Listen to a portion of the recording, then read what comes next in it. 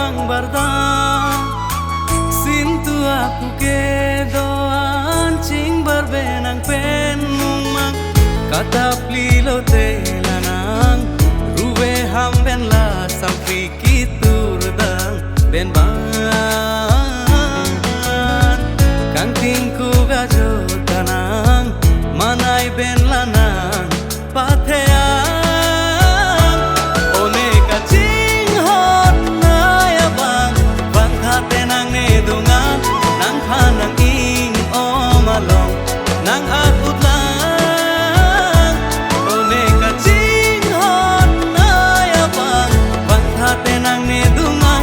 Nang hanang ing omalong Nang akut lang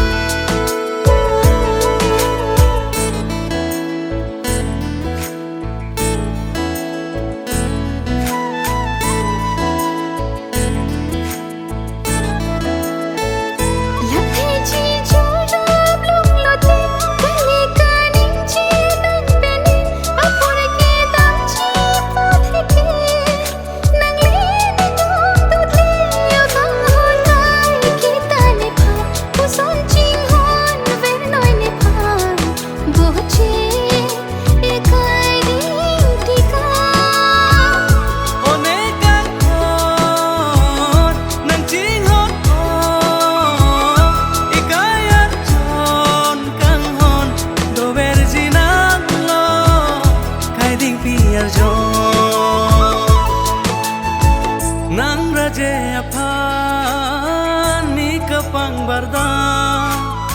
Sintu aku ke doan cing barbenang pen mumang Kata plilo te lanang Ruwe hamben la sampi kitur dang ben ban Kang tingku gajo tanang Manay ben lanang patheang